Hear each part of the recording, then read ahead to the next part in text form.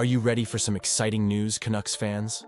The Vancouver Canucks have just made a bold move that could shape the future of our franchise. A highly touted prospect has been traded to a competitive team in the OHL, and this could be the spark we need.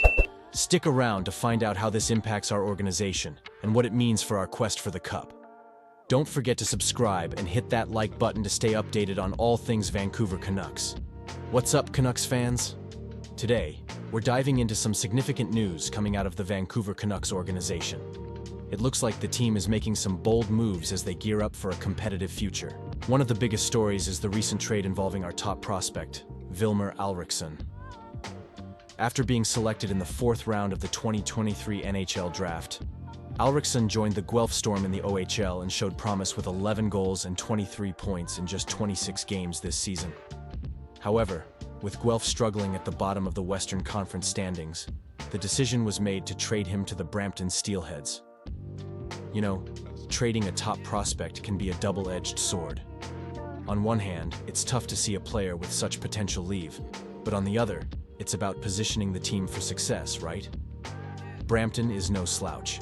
They're assembling quite the roster with players like Porter Martone, Carson Raykov, and Luke Misa. Alriksson's 6'6" frame will definitely add some muscle to their lineup as they aim for the Memorial Cup. I can't help but feel a mix of excitement and anxiety. Will this trade be the spark that ignites his career, or could it set him back? And of course, how does this impact our long-term vision in Vancouver? The Storm's management thanked Alriksson for his hard work and dedication during his time there, and it's clear they value what he brought to the organization. They're also walking away with some valuable draft picks, a 2nd rounder and 2 3rd-rounders over the next 3 seasons. That's a significant haul, especially for a team looking to rebuild. It's a strategic move that gives Guelph a chance to restock their talent pool for the future, but I can't help but wonder if it's worth it for the Canucks in the long run. From my perspective, Alriksson has shown that he can perform at a high level. He's proven himself in the OHL, and now he has another opportunity to shine with Brampton. It's crucial for him to continue developing his game, as the Canucks are keeping a close eye on his progress. If he takes this chance and runs with it, he could very well be a key player for us down the line. But let's be real, being a prospect in the NHL is a tough road. We've seen many players come and go, and the pressure to succeed can be immense. I want to hear from you. Do you think this was the right decision for the Canucks? I'm honestly torn. On one hand, I see the rationale behind acquiring draft picks for a struggling team. On the other hand, letting go of a player with Alriksson's potential can sting. It's a gamble, and we all know how much Canucks fans love a good risk, right? As we look to the future, every move counts. The Canucks are in a position where they need to build a strong foundation. We've seen glimpses of brilliance from our young talent, but it's going to take time to mold them into the players we need to compete. This trade could ultimately be a stepping stone for both Alriksson and the Canucks, and I'm intrigued to see how it plays out. So, what are your thoughts? Are you optimistic about Alriksson's future in Brampton? Do you think the Canucks made the right call? I want to hear your opinions down in the comments. Let's get that discussion going. The recent speculation about trading Elias Pettersson has ignited a firestorm of debate among Vancouver Canucks fans and analysts alike. Jason Brow and Mike Halford from Halford and Brow in the Morning have weighed in on this topic, initially brought to light by Elliot Friedman on his 32 Thoughts podcast.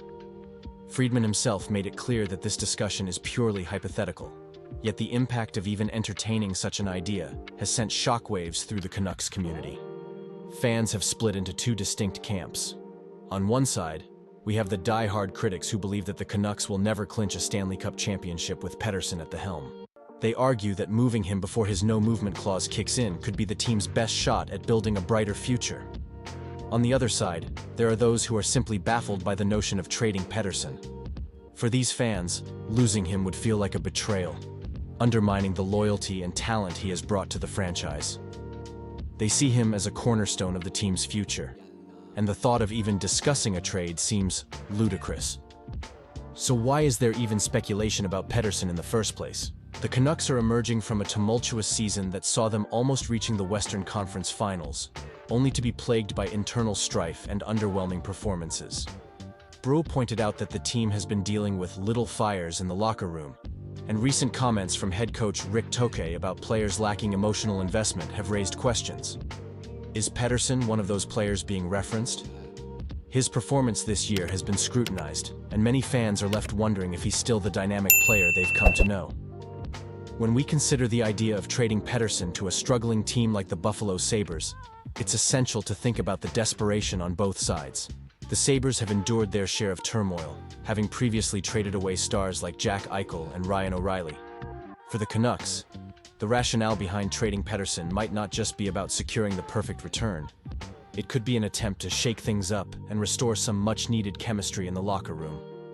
As Halford noted, sometimes it's less about getting the right deal and more about finding a partner that's just as desperate as you are. Now, let's get real about Pettersson's current form. Brock has been vocal about how he seems to have lost a step compared to his earlier days in the NHL. "He doesn't look like the same player he used to be," he remarked, highlighting a noticeable drop in energy and dynamism. This decline, combined with the impending decisions regarding his contract, places the Canucks in a precarious position. Pettersson's extension is set to kick in soon, and while it doesn't include any movement clauses, the timing is crucial. The next few months could determine his future in Vancouver. This entire discussion brings us to a crossroads. Are the Canucks still viewing Pettersson as the keystone of their franchise? Or is it time for a seismic shift to address the team's long-standing issues? While the thought of trading a player of Pettersson's caliber feels unfathomable, the current state of the Canucks leaves little room for complacency. Whether or not a move is made, one thing is certain. The decisions made in the coming months will have lasting repercussions on the franchise's trajectory.